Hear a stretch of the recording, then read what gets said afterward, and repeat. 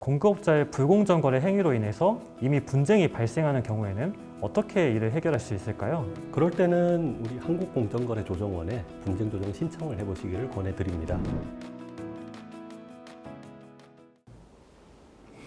안녕하세요. 한국공정거래조정원 분쟁조정제도 사례 소개 영상 진행을 맡은 저는 한국공정거래조정원 약관대리점팀에서 근무하는 송영석 조사관입니다. 그리고 오늘은 제 옆에 분쟁조정제도 전문가이신 김도효 실장님과 함께 내용을 살펴보겠습니다. 실장님, 안녕하세요. 예, 안녕하세요. 반갑습니다. 한국공정거래조정원 분쟁조정 2실장 김도엽입니다. 네, 오늘은 대리점 거래에서 자주 발생하는 분쟁 조정 사례를 살펴보고 대리점주 분들께서 유의할 사항들에 대해서 김도효 실장님께 여쭤보고 자세하게 설명을 듣는 시간을 갖도록 하겠습니다. 네, 실장님 준비되셨을까요? 네, 만반의 준비를 다 끝내고 왔습니다. 궁금하신 점 있으시면 편하게 물어보십시오. 네, 알겠습니다. 실장님, 그럼 우선 대리점 거래가 무엇인지를 살펴봐야 될 것 같은데요. 대리점 거래가 무엇일까요? 네, 대리점 거래라고 하면 그 공급업자, 대리점 본사가 되겠습니다. 대리점 본사와 대리점 사이에서 상품 또는 용역의 재판매 또는 위탁 판매를 위하여 행하여지는 거래로서 일정 기간 지속되는 계약을 체결하여 반복적으로 행하여지는 거래를 말합니다. 그렇군요. 그럼 대리점 거래 분야 중에 어떤 분야가 가장 많이 발생한 분야일까요?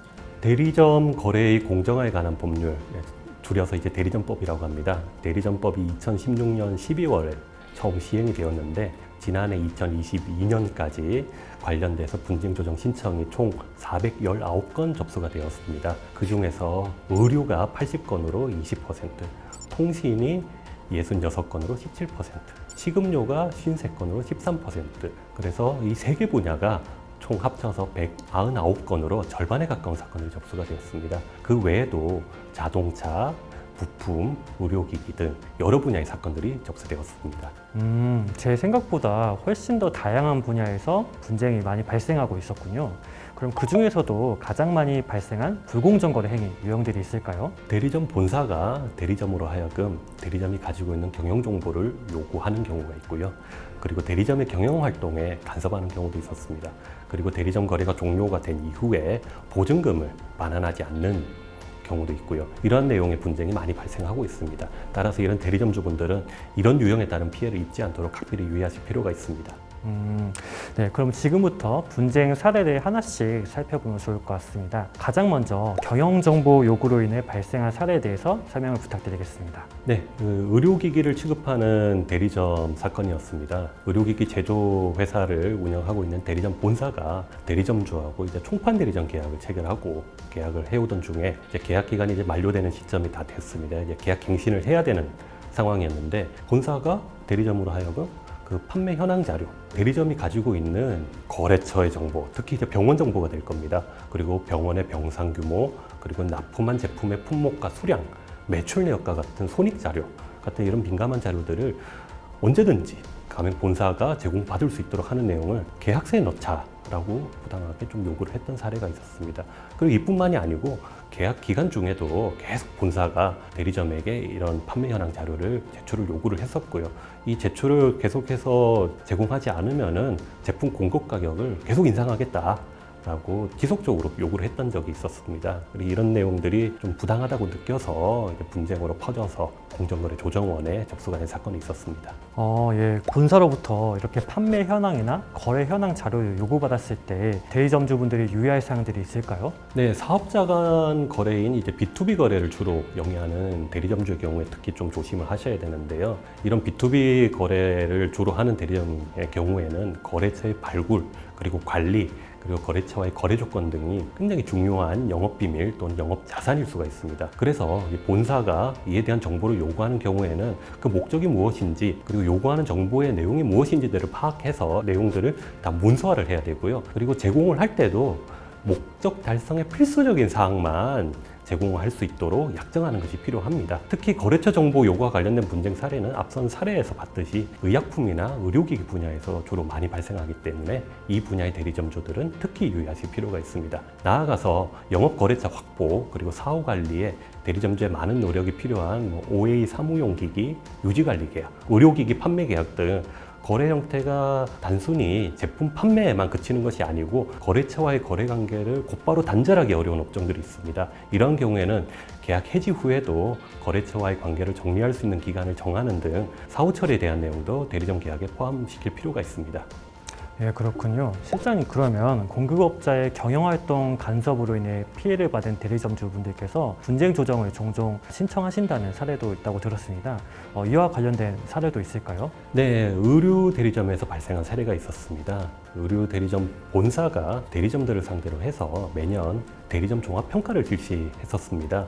종합평가 실시 결과에 따라서 이 한 대리점이 개선 공고 대상으로 평가를 받았습니다. 개선 공고 대상이라고 하면 평가 결과 별로 좋지 않았다는 뜻입니다. 그런데 이 대리점이 그 다음에는 많은 노력을 해서 점수를 높게 받아서 그 개선 공고 대상에서 벗어나게 됐습니다. 그럼에도 불구하고 이 대리점 본사가 작년에 개선 공고 대상이었기 때문에 인테리어를 개선해라라고 요구를 하게 된 것이죠. 단순한 요구뿐만이 아니고 심지어는 대리점 본사가 지정한 인테리어 업체 견적서까지 대리점에 보내가지고 이대로 인테리어를 하도록 사실상 이제 강요를 했다라고 볼 수 있을 만한 내용의 분쟁이 발생한 사례가 있었습니다. 그렇군요. 그러면 이와 관련해서 대리점주분들께서 피해를 예방하기 위해선 어떠한 사항들을 좀 유의해야 될까요? 네, 대리점주가 대리점 계약을 체결할 때는 이제 본사가 제시하는 계약 사항에 계약 기간 중에 추가 투자, 매장 인테리어 개선이라든가 시설이나 장비를 교체하는 내용 등 이런 추가 투자에 대한 사항들이 어떤 것인지 꼭 넣으셔야 될 것이고요. 앞선 사례에서 봤듯이 대리점 평가, 그리고 평가 결과에 따른 불이익 제공 관련 내용, 대리점의 영업 방법이나 영업 지역을 제한하는 내용 등이 있는지 반드시 확인하셔야 됩니다. 또한 계약 사항에 이런 추가 투자 사항이 있다고 하면은 본사가 이제 추가 투자를 요구할 수 있는 그 사유가 어떤 것인지, 그리고 추가 투자를 하는 경우에 투자금이 많이 들었을 거 아닙니까? 그런 투자금 회수를 위해서 필요한 내용, 예를 들면은 계약 기간을 연장해 달라든지 아니면은 본사가 대리점주에게 좀 추가로 어떤 사항을 더 지원해 줄 수 있는지 이런 것들을 명확히 하셔가지고 대리점 계약서에 명시해 달라고 요구를 하셔야 됩니다. 그리고 대리점 평가에 대한 구체적인 평가 사항도 대리점 계약서에 명시하도록 요구하시는 것이 좋습니다. 특히 요즘에는 온라인 거래가 굉장히 활발합니다. 그래서 온라인 거래가 가능한지 여부에 따라서 영업 실적이 크게 좌우가 될 수 있기 때문에 계약 체결 과정에서 온라인 판매가 가능한지, 대리점에서 온라인으로 물건을 팔 수 있는지 확실히 하셔야 되고요. 본사와 대리점주 간에 영업망이 분리가 되어 있는지도 살펴보셔야 됩니다. 그리고 계약 체결 후에 혹시라도 새로 출시되는 신제품이 생길 수가 있는데요. 이런 신제품의 경우 온라인 판매가 가능한지 또 확인을 해보셔야 됩니다. 이렇게 이제 영업 활동에 대한 전반적인 계약 조건들을 전부 다 잘 살펴가지고 계약서에 다 넣을 수 있도록 반드시 확인을 하셔야 됩니다. 네, 그렇군요. 대리점 거래 계약 체결 시에 계약 사항들을 좀 더 꼼꼼하게 살펴봐야 되는 점 시청자분들께서도 유의해 주시면 좋을 것 같습니다. 시장님, 그리고 제가 최근에 뉴스를 보면서 지난 몇 년간 코로나19로 인해서 경영 여건이 어려워지고 그로 인해서 폐업하는 대리점주 분들이 많이 발생했다고 들었는데요. 이 와중에서 보증금을 돌려받지 못한 대리점 분들이 피해를 보고 있다는 내용을 들었습니다. 이와 관련된 사례들이 있을까요? 네, 보증금을 반환하지 않는 사례 굉장히 좀 흔한 사례 중에 하나고요. 하나 예시를 들면은 의류 대리점이었습니다. 2020년 2월쯤에 계약을 체결했고요. 그런데 이제 2020년이면 코로나19가 굉장히 좀 확산이 되고 좀 어려웠던 시기였습니다. 그러다 보니까 이제 대리점주도 이제 영업 부진에 되게 허덕이고 특히나 또 건강이 또 악화가 돼가지고 대리점 운영을 하기가 어려워졌습니다. 그래서 영업을 시작한 지 6개월 만에 이제 본사하고 협의를 해가지고 다른 사람한테 이제 대리점을 양도하는 것으로 이제 합의를 봤습니다. 그런데 이제 본사가 그러면은 대리점 계약을 체결하던 당시에 대리점주로부터 받았던 보증금을 반환을 해줘야 되는데 본사가 아무런 이유 없이 6개월 이상 동안 이 대리점을 반환하지 않아가지고 이 대리점주가 저기 조정원의 문을 두드렸던 그런 사례가 있었습니다. 네, 계약이 종료돼도 이렇게 보증금을 돌려받지 못하면 대리점주분들이 많이 곤란해하실 것 같은데요. 이런 사례를 좀 예방하기 위해선 대리점주분들이 어떤 점을 좀 유의해야 될까요? 네, 그 대리점주가 보통 계약을 체결할 때 그 보증금을 지급하는데요. 이 보증금이 이제 본사로부터 상품을 공급받게 되는데 상품 공급 대금에 대한 어떤 보증 성격의 이제 보증금이 되겠습니다. 그래서 이제 보증금을 이제 본사에게 이제 지급하는 경우에는 대리점주는 이제 보증금의 성격이 무엇인지 다시 한번 확인을 해보셔야 되고요. 그리고 계약이 종료가 됐을 때 보증금을 언제까지 반환을 받을 수 있는데 그 반환 시기를 계약서에 반드시 명기하셔야 됩니다. 그렇지 않으면 아까처럼 이제 6개월 이상 이렇게 이유 없이도 주지 않는 경우가 생길 수도 있거든요. 그리고 본사가 보증금 반환을 지연할 경우에 대비해서 지연 이자까지도 지급하도록 약정을 하는 내용을 이렇게 넣는 것도 좋습니다. 또한 본사가 거래 보증금을 대리점주에게 반환하지 않는 상황에 대한 약정을 하지 않아가지고 분쟁이 많이 발생하기 때문에 대리점주하고 본사는 그 대리점 계약 체결 시에 보증금 반환 약정을 반드시 계약서에 명기하도록 서로 간에 잘 협의를 해야 될 것입니다. 이런 보증금 반환 분쟁은 의류 분야 그리고 화장품 분야에서 주로 많이 발생을 합니다. 따라서 이 분야에 대리점 운영하고 계시는 대리점주분들은 특히 이 보증금 미반환 사례를 유념하셔가지고 유의하실 필요가 있겠습니다. 네, 그렇군요. 실장님, 마찬가지로 계약이 종료되고 났을 때 상품의 재고가 있을 때 본사에서 이것을 일방적으로 반품받기를 거절하는 사례도 있다고 들었습니다. 이와 관련된 사례가 있을까요? 예, 맞습니다.